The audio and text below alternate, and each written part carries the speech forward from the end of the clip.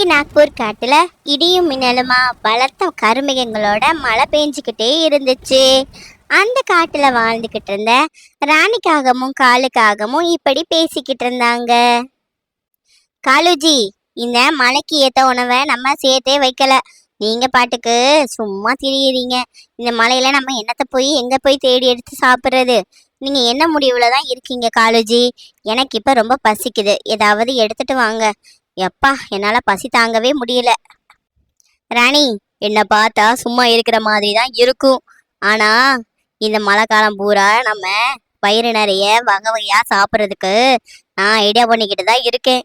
உனக்கு தெரியுமா, இன்னைக்கு கூட ஒரு ருசியான சோளக்கருது தான் உனக்கு சமைக்க சாப்பிட தரலான்னு இருக்கேன். நீ வேற அவசரம் கொடுக்க மாதிரி பேசிக்கிட்டே இருக்காத, சரியா? காலு அப்படி சொன்னதுமே ராணி ஆச்சரியத்துல இப்படி கேட்டுச்சு. என்ன காலுஜி சொல்றீங்க? நீங்க வீட்டை விட்டு வெளியே போகல, பின்ன என்ன மந்திரம் போட்டா சாப்பாட்டை வர வைக்க போறீங்க? எப்பா, உங்க நடிப்பு இருக்குதே. இந்த காலுவோட அருமை உனக்கு எங்க தெரிய போகுது? சரி சரி, கொஞ்ச நேரம் பொறுத்துரு.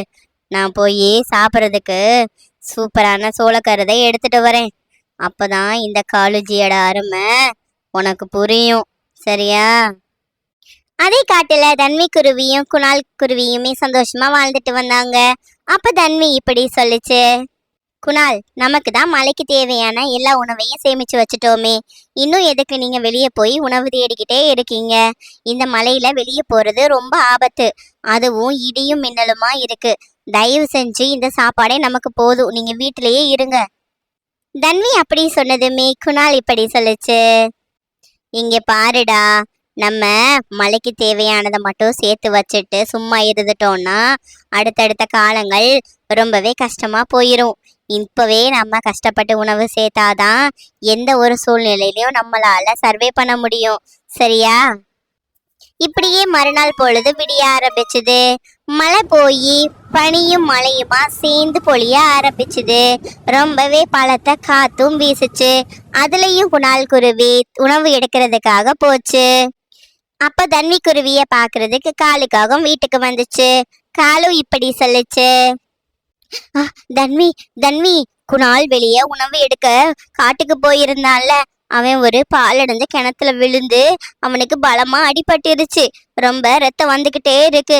நீ போய் அவனை உடனடியா காப்பாத்து போ. காலு அப்படி சொன்னதுமே தன்வி குருவி அழுதுகிட்டே இப்படி சொல்லுச்சு. காலு அண்ணா, என்ன சொல்றீங்க? குணாலுக்கு அடிபட்டிருக்கா? அண்ணா, அந்த பாலடைஞ்ச கிணறு எங்க இருக்குன்னு என்கிட்ட சொல்லுங்க அண்ணா. நான் போய் குணால கண்டிப்பா காப்பாத்திடுறேன். அவருக்கு ரொம்ப அடிபட்டிருக்கா. எப்படின்னா அவருக்கு என்ன ஆச்சு? அப்படி அழுதுகிட்டு காலு காகத்துக்கிட்ட அந்த பாலடைஞ்ச கிணறு எங்க இருக்குன்னு கேட்டுட்டு தன்வி குருவி அங்க பறந்து போச்சு. முட்டாள் குருவி, அந்த பாலடைஞ்ச கிணறுன்னு ஒண்ணு இல்லவே இல்லை. நான் சொன்ன பொய்ய நம்பி இந்த குருவி வீட்டுல சோளக்கருதை அப்படியே விட்டுட்டு போயிருச்சு. ஆஹா, இந்த சோளக்கருதை பார்க்கும்போதே எனக்கு நாக்குல எச்சி ஊறுதே. இத சீக்கிரமா சுட்டு சாப்பிடணும்.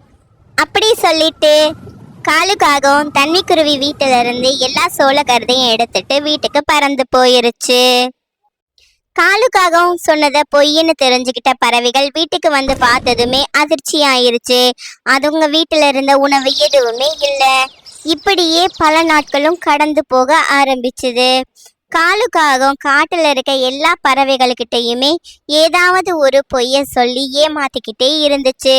லூசி புறாவையும் ஏமாத்திட்டு அந்த லூசி புறா வீட்டுல இருந்த பழங்கள் எல்லாத்தையுமே எடுத்துட்டு தன்னோட வீட்டுக்கு பறந்து போயிருச்சு.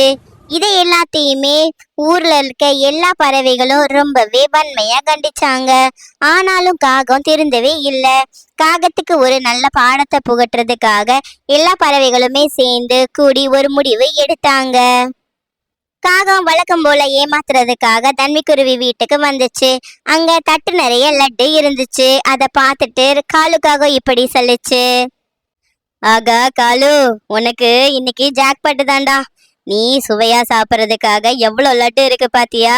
இந்த லட்டை எடுத்துட்டு போய் வீட்டுல போய் நல்லா சுவையா சாப்பிடு. அப்படி சொல்லிட்டு காலுக்காகவும் தன்னோட வீட்டுக்கு எல்லா லட்டையுமே எடுத்துட்டு பறந்து போச்சு. லட்டை பார்த்ததுமே ரொம்பவே சந்தோஷமா இருந்த பறவைகள் இப்படி பேசிக்கிட்டாங்க. ராணி, பாத்தியா நமக்கு எவ்வளவு லட்டு கிடைச்சிருக்குன்னு. இந்த லட்டை நாம சுவையா சாப்பிடணும்.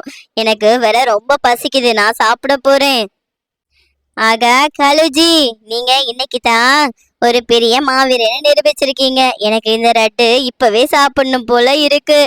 அப்படி சொல்லிட்டு ரெண்டு காகங்களும் மாறி மாறி லட்டை சாப்பிட ஆரம்பிச்சாங்க. கொஞ்ச நேரத்திலேயே காகங்களோட மூக்கு உடைஞ்சு ரத்தம் வர ஆரம்பிச்சது. ஏன்னா அது களிமண்ணு மேல பூசப்பட்ட லட்டு. மண்ணை எடுத்து சாப்பிட்டதுமே கல்லு எல்லாம் அந்த மூக்குகள்ல குத்தி ரத்தம் வரவே ஆரம்பிச்சிருச்சு. காகங்களுக்கு வலி உயிர் போச்சு.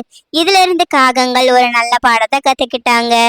திருடி தின்னா நமக்கு கண்டிப்பா மூக்கு உடையும்.